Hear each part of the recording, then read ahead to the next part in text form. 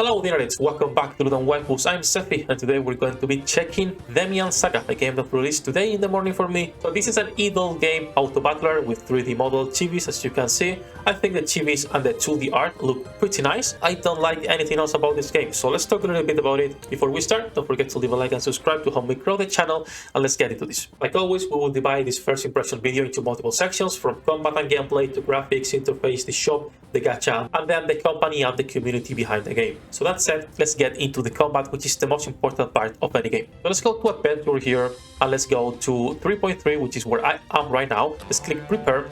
So as you can see, you will have always 5 units, and the only thing you can change really is, their position and also the formation. Just like Eversoul, you have multiple formations you can use that will give you different benefits. I'm going to leave this like it is because I don't really care too much, and we're just gonna hit a start. Now, as you saw, there was a beer icon there because there is a stamina system in this game.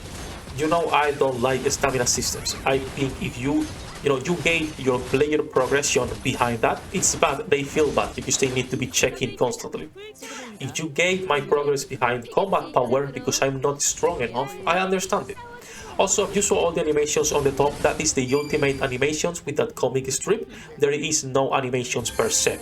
That said, let's click exit, and let me show you the rest of the game modes, because that's combat. That's going to be your gameplay loop. You will be able to clear stages when you 3D start them, and then you can go to field to see the different game modes. You will have exploration, the usual tower, PvP, expeditions, everything to be expected on an AFK clone. So that is the combat itself, but let me tell you a couple more things about the gameplay, because I think it's worth mentioning. So first of all, if you go to quests, you will have your dailies and your weeklies, which I think it's fine. You get around 1,000 something gems per week if you do all your dailies and the weekly missions. And then you have the fame quest. Now this is where I have a problem, because this quest, you need to come here and manually accept them. So let's say I need to acquire reward from quick battle, and I accept this. You see it has 0 out of 2, but I already did 1 quick battle.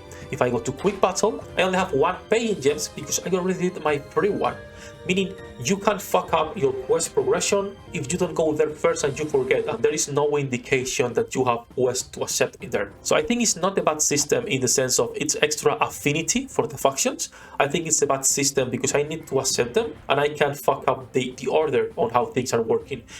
I should be able to log into the game and be greeted with this type of quest. The only other thing I'm going to be mentioning about gameplay and combat is a lot of things are locked behind the membership. So for example, you want 2 times speed, 3 times speed, you want more rewards and more things every time you complete the level? Well, that's tied to the membership level. If you go to benefits here, as you can see, we are rookies. Well, we are not even rookies, we are level 0. And as you can see, obviously, there will be a lot of ranks where you can spend money in order to be here. You will also get daily gems if you get to legendary rank and all this good stuff. I hate VIP systems. Any game that has a VIP system, I will not play after I make a review. Not only there is a VIP system, which is this membership we just saw, there is another 4 memberships: Challenge, Honor, Dice, and Arena. And those are battle passes as well. Every one of them is different, with a different premium track that you need to buy separately. You can buy the 4 contract bundle, which will cost you 53k gems, which is around $30–40, and I still don't think it's a good deal. I think any game that has so many battle passes, so many things to confuse you, it's a trash game in my eyes. We'll talk about the shop a little bit later, but I wanted to mention the VIP system because that's related to gameplay itself. That said, let's move into the graphics and the interface, because I have a couple complaints in there as well. So if we talk about graphics, I don't have complaints in terms of the characters and the 2D art. I think the 2D art looks pretty good, as you can see on the characters. We can, for example, open the main Sharon. I think it looks nice. I think it has nice L2D art. I think in some cases it's not super good animated. For example, Luna, look at her boobs, how they move. It's weird.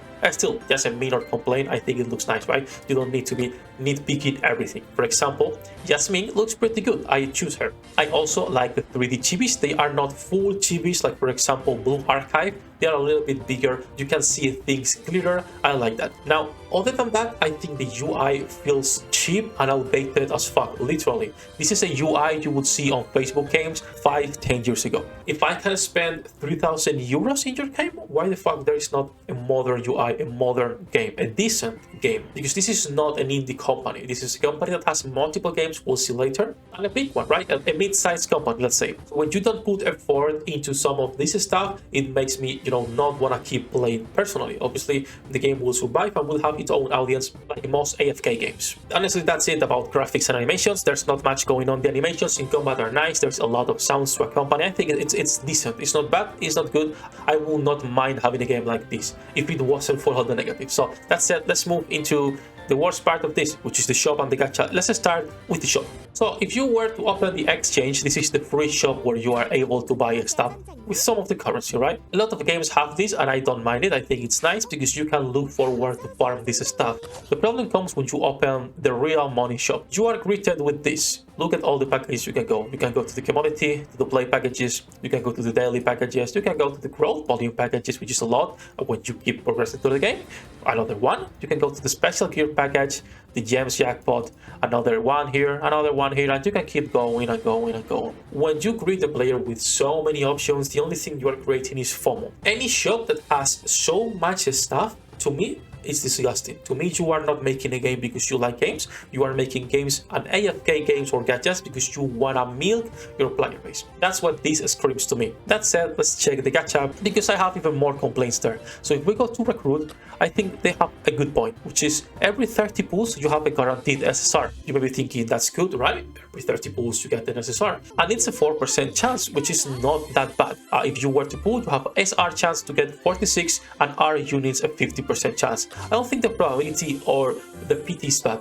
The problem is that there are 52 units right now, 52 SSRs, and you will need, if you go to Ascension, you will need around 40 to 50 copies in order to ascend a unit from SR to SL. Now, you might be lucky and get directly an SSR, so you will need, instead of 40 or 50 dupes, maybe 30, which is still an absurd amount to max out the character. Because for those of you who don't know, these type of games will gauge your progress not only with the stamina but also with the level of your units. If the max level is 400 and you cannot get there because you don't have rainbow units, you cannot progress and you are tied to the gacha, and you can be there waiting for months until you get the next upgrade. I don't really like it. I think the pit is fine. I think having so many units is fine. Needing so many dupes, however, I don't like. I will never support something like that. Nike, for example, it's an AFK game, but you only need 3 dupes, and you only need 3 dupes for 5 characters. After that, you don't have to worry about dupes. You can just play the game because all your units will be max level.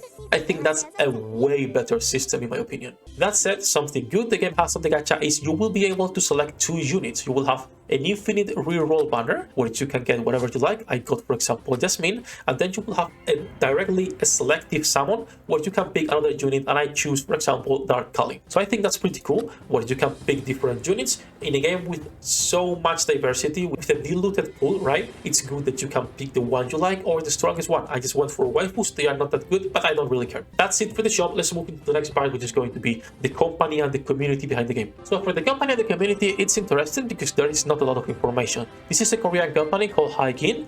They have made a couple more games, mostly sport games, as you can see: Extreme Goal, Home Run Class, Super Bowl, Baseball League. They are making decent money. By decent, I mean they are probably making around what, $500,000 every single month.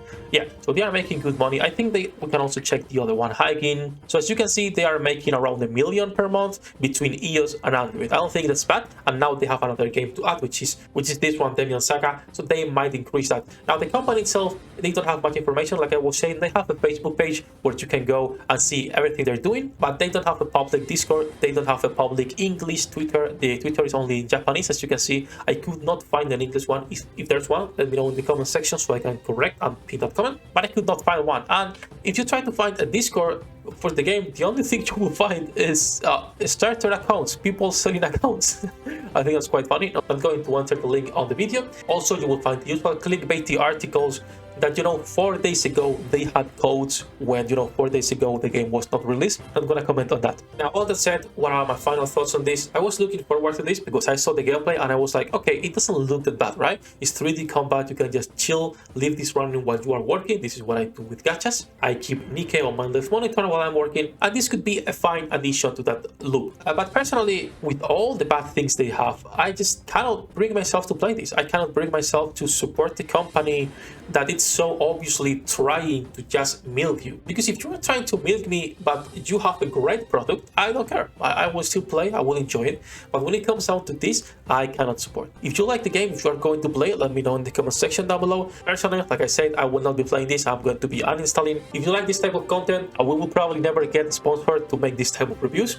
So you can support it by subscribing, leaving a like, or we have a Patreon in the description below where you can get different perks. Hope the video was useful, and see you in the next one.